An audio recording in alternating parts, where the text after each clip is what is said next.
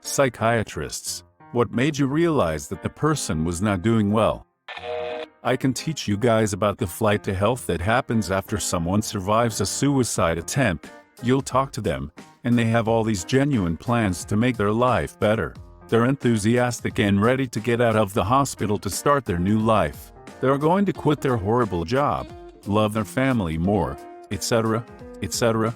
I am always incredibly worried for these patients, because soon the depression slowly brings them down again. It's hard, because convincing these people that they still need a lot of help is difficult, because they're completely genuine. Serious answer, I've worked both inpatient and outpatient. It truly is rewarding to see your care plan help someone. First time I meet them, I go through a whole history, physical, and review of systems and symptoms, psych symptoms. I get people that genuinely start crying. Usually sleep pattern disturbance is a big indicator. Anhedonia is the hallmark sign of depression. It is a loss in pleasure in things that you used to enjoy, like gardening or video games. There are suicide warning signs, such as giving personal belongings away. There are so many signs for different illnesses, such as bipolar. I'll get a man who is spending his rent check or having risky and unsafe shreks. It truly is interesting and rewarding. Very subjective. I knew my psychiatrist wasn't doing well when he spent the whole 15 minutes pacing the room, complaining how his ideas were not taken seriously by the other doctors at the hospital unit he headed. It was pretty surreal and hilarious. I just let him vent, because he seemed to need it. I should have charged him. Patient here.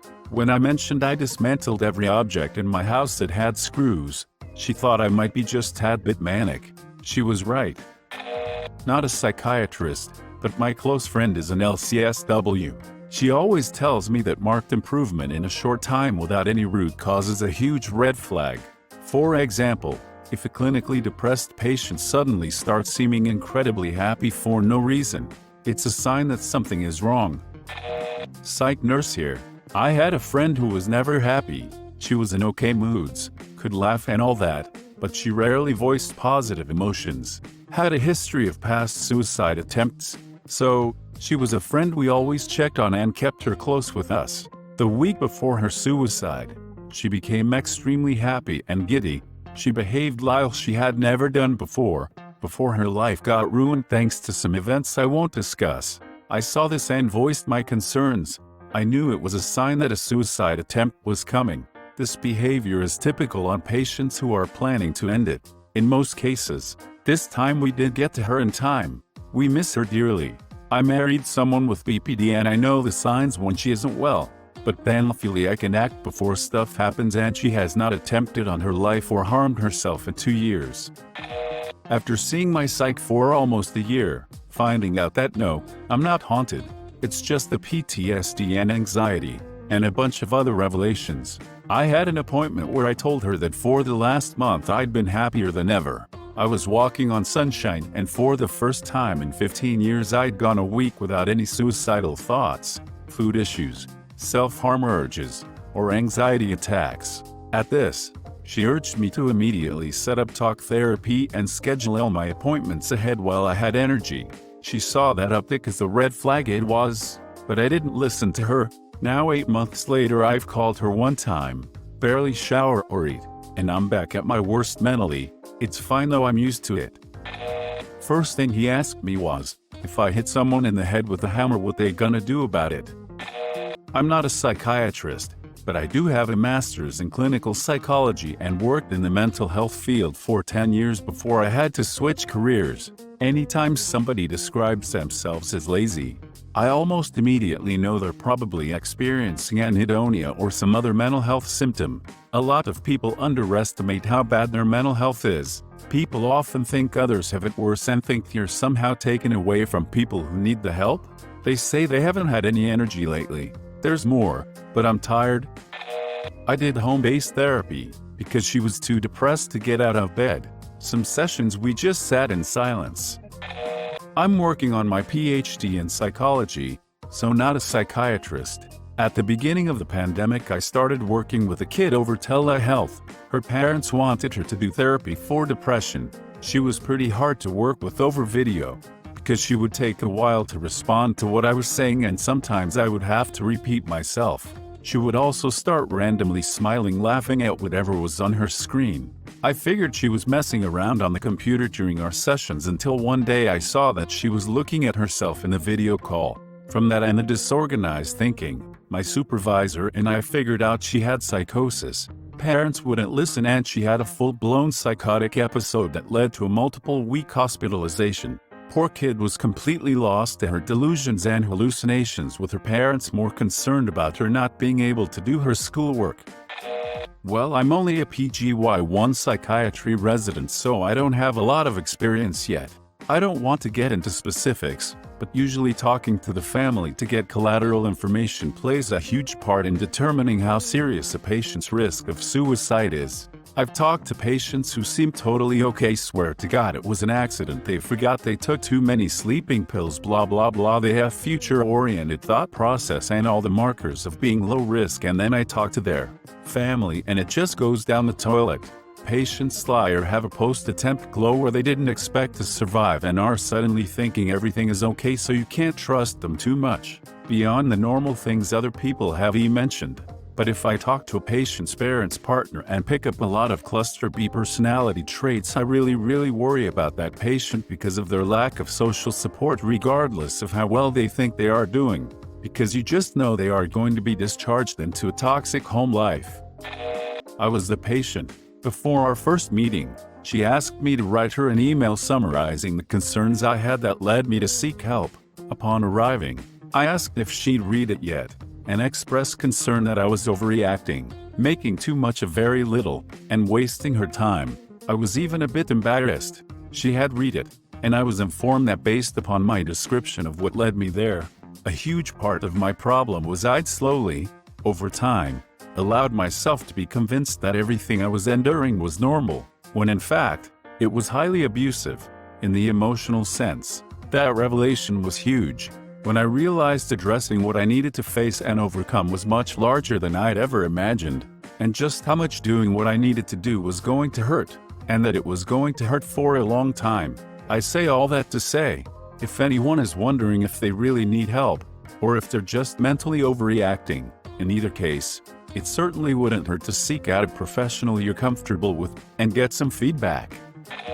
I'm a psychotherapist, not a psychiatrist. I notice a client getting worse if their sleep or eating habits change, anhedonia, trouble with concentration focus when there wasn't an issue before, or they start to socially withdraw. Huge red flags if they start to give away personal items and all of a sudden feel happy. It takes a while to get severely depressed, etc., and it'll take a while to feel better. These huge red flags indicate suicidal thoughts and possible planning. Not a psychiatrist, but a therapist. When a person has a hard time understanding that their self-destructive behaviors are affecting themselves and their loved ones, to me, that's an indication that something else was going on. Trauma, addiction, etc.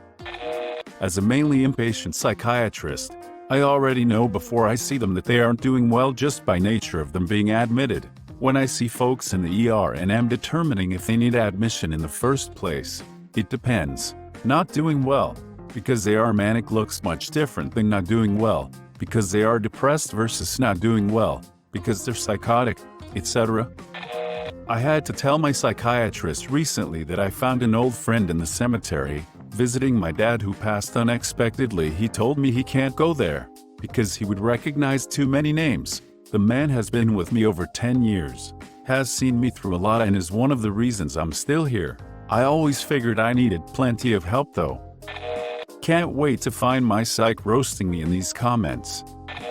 A lot of not a psychiatrist. Pardon for the inconvenience, I just looked up what a psychiatrist is. Again, please pardon for the inconvenience. From now on, anyone who specializes in mental health can share their stories. Not a psych, but I've been to plenty. The moment when I realized I wasn't making up my issues wasn't the first time a counselor ran out of the room sobbing during one of my sessions. It was the second time. The first time, I knew she had MH issues herself. Bad divorce. I figured I must have just been there at the wrong time. I gaslit myself intensely about the severity of my life experiences, and was only 16. The second time, she gathered herself, stopped my story, came back in, and referred me for urgent help with the nearest psychologist. I was put on antidepressants a day, had a nap within a fortnight for an hour-long intake with a psychologist, which is excellent for MH issues in the UK, and left his office with a therapy referral and 8 diagnoses. I've since gone into remission with a couple of them now. Depression still kicks my ass and so does anxiety, but I've got a much better handle on it. Not a psychiatrist, but it was probably the hole in my chest when I missed all of my vital organs with a gun. I've worked in psychiatry as an MD, but not a psychiatrist. Sometimes you can have a polite, friendly conversation with someone who seems normal. Then you talk about a specific topic and an enormous system of delusions unravels. Then you're like shit and it makes sense why they are admitted. Then there are the obvious ones crying, hallucinating, etc. People most often are very honest and want the help. So it's quite obvious what the problem is and that they are not doing well, smiley face. As a patient, about halfway through my first session with a psychologist, she stopped me to ask if I was medicated and what I was prescribed. I was not. And the look of disbelief and tentative concern was both an amusing and damn, I really am broken moment lol. Peas. Still not medicated and I know I'm not broken, smiley face. Not a psychiatrist, but at a general medicine checkup I had cooked up decently involved infectious disease workup for a patient's rash from which he claimed to have seen insects crawling. Then I noticed the Seroquel branded pen sticking out of his pocket, which didn't exactly jive with his telling me he had no medical history and wasn't taking any medications.